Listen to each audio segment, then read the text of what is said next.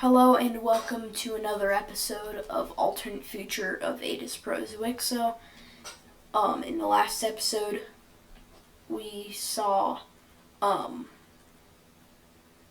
even remember. What did we see? Oh, I know there was a civil war in Brazil, and the collapse of these countries over here. But yeah, if you haven't, go watch it. Go watch the last episode. But we can get right into it. And we'll be looking over here in Bangladesh, where they will be having a civil war.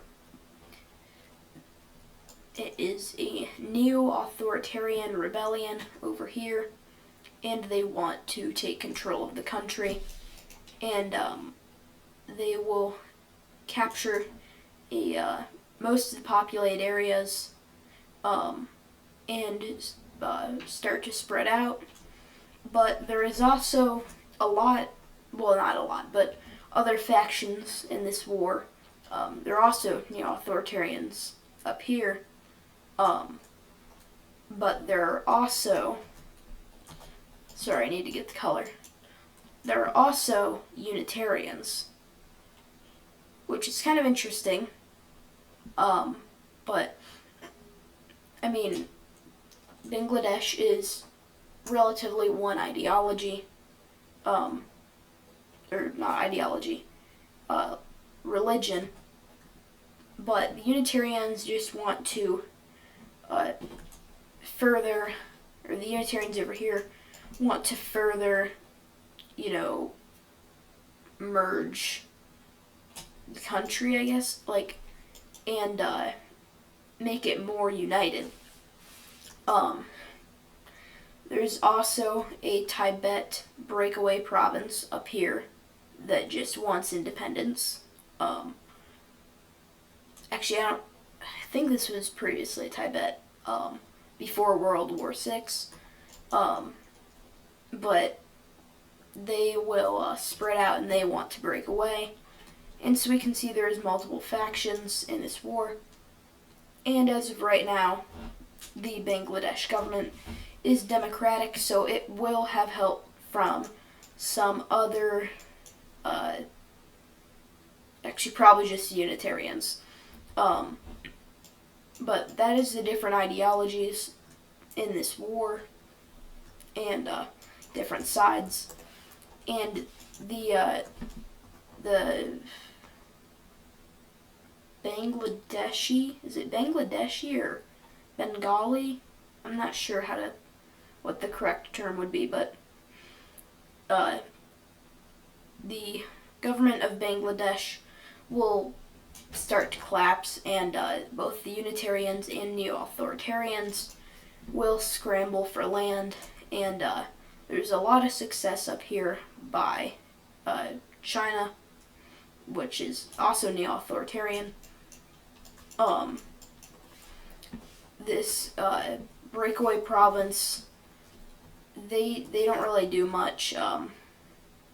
They kind of just fight a little bit, but they don't have a whole lot of movement.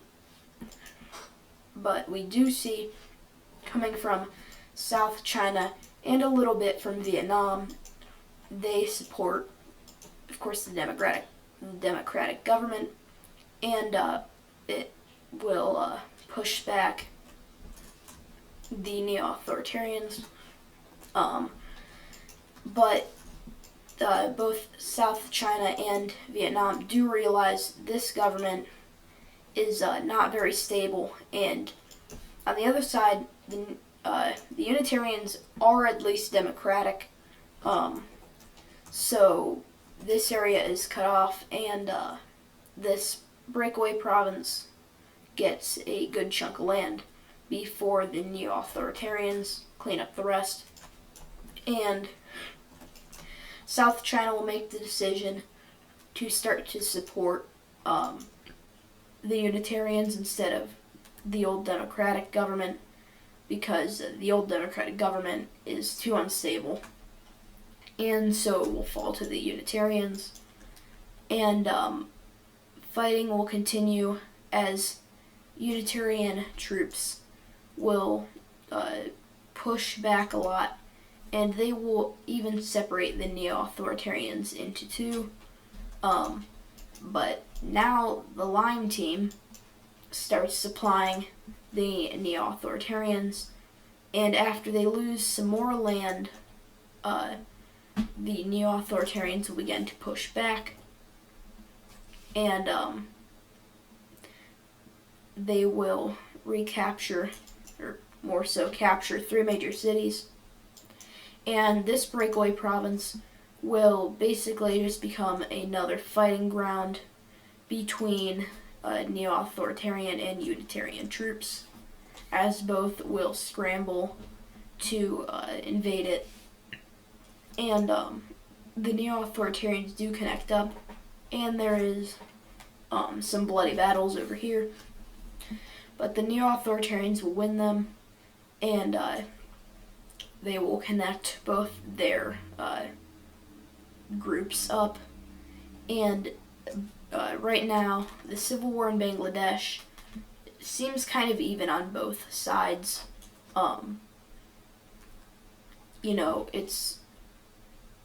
It just kind of, they're both getting a lot of support. I would think the Unitarian side would be less populated since they have less major cities, but they are still holding up, mainly due to South China and the other Unitarians supporting them. And this civil war is gonna basically continue to go on, and both sides make some gains, and it's very back and forth. The Unitarians do recapture a major city, but we'll just have to keep our eye on this. It's kind of like the Libyan Civil War, which, speaking of Libya, they're getting invaded by the neo-authoritarian. What would you even call this? It's not really a union anymore. I guess it's just the Mediterranean Empire. But they're getting invaded by the Mediterranean Empire, and they're pretty quickly just destroyed. But they will actually be let go and just forced to change their ideology to neo-authoritarianism.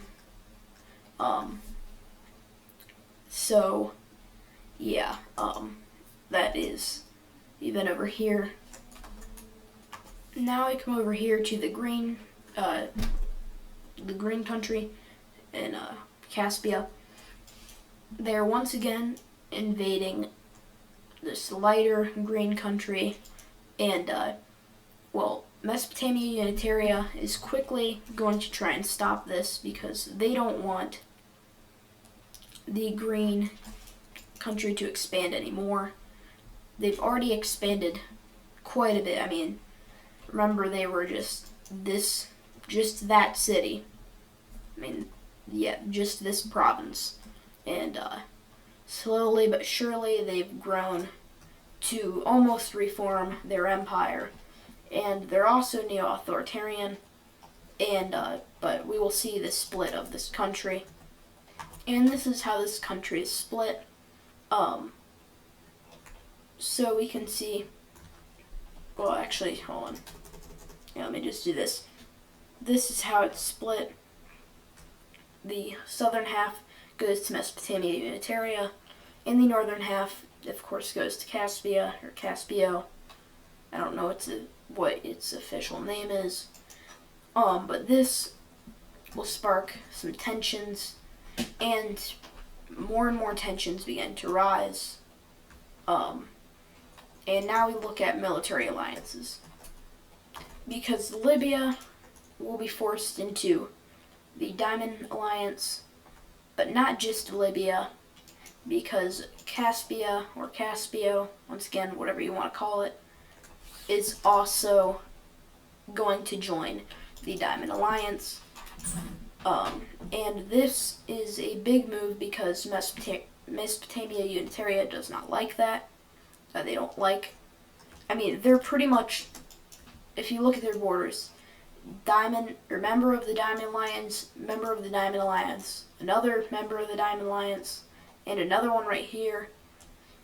And, they don't like, they're pretty much surrounded like that. That's not very good. Which is why they're going to be adding these smaller Balkan countries into their alliance. And this alliance will grow. Yeah, all the democratic ones is who they're going to be adding. And, it makes sense.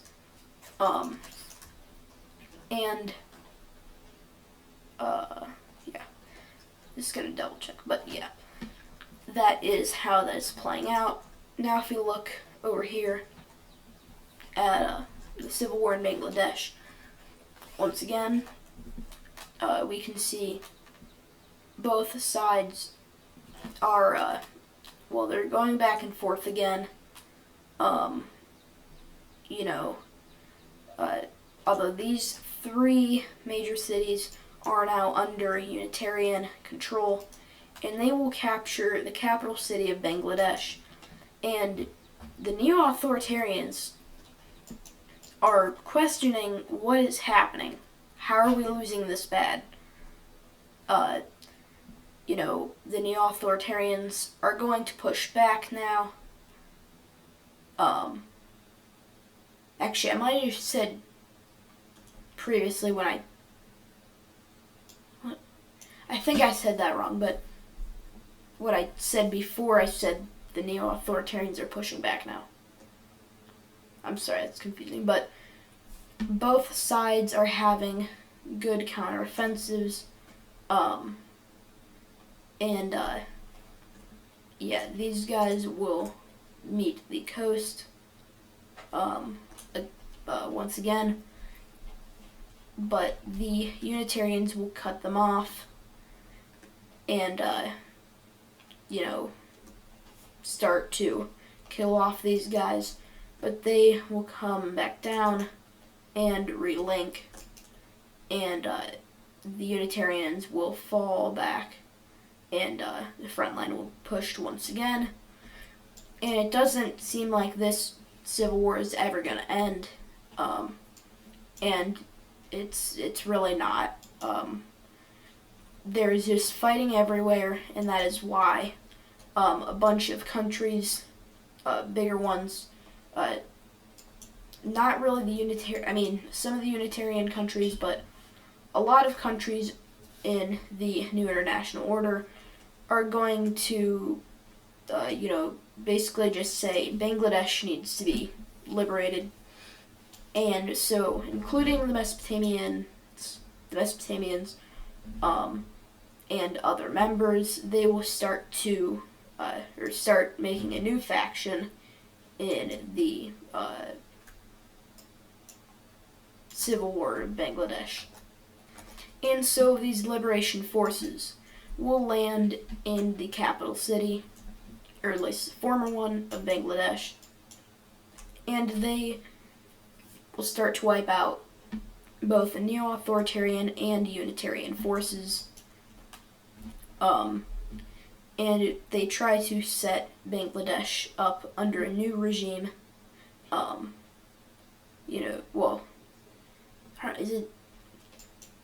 don't know if regime would be the right word, but a democratic government, and they will cut important parts of both sides off, and once they finish off those areas, it will pretty much just be a complete sweep through the rest. And yes, during this time, the neo-authoritarians and Unitarians are still fighting, the neo-authoritarians have come on top, as South China will evacuate all their forces and everything out of the Unitarians, and instead they will start to support the liberation of Bangladesh, and Bangladesh will be liberated, and the government will be reestablished here, although there is still fighting going on in most areas. So that is important to note. So, yeah, but we also see Mesopotamia, Unitaria, and South China starting to align more. They start to become better, I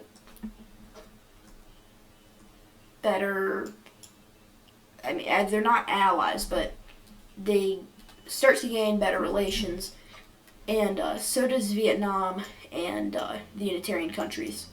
The Unitarian countries and this little alliance here are gaining a lot of good relations because of just, these guys worked together, and they're both democratic. They're both very, very democratic. But yeah, so that is also important. But now we come over here to the Balkans once again, where we see a union between, I guess, Serbia, Bulgaria, and Greece. I don't know if that would be the official names of these countries, but they will all join together and place their new capital over here. This is not Unitarian, just a normal union. And let me fix all this. We now see a group in Tanzania overthrow the government and establish a neo-authoritarian dictatorship, and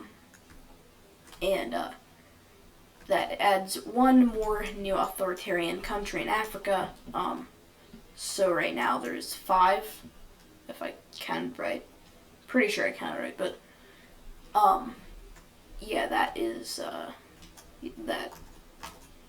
But we see over here in the Americas, this country right here, they kind of don't want to exist. They want to join either Pacifica, the Unitarians, or America.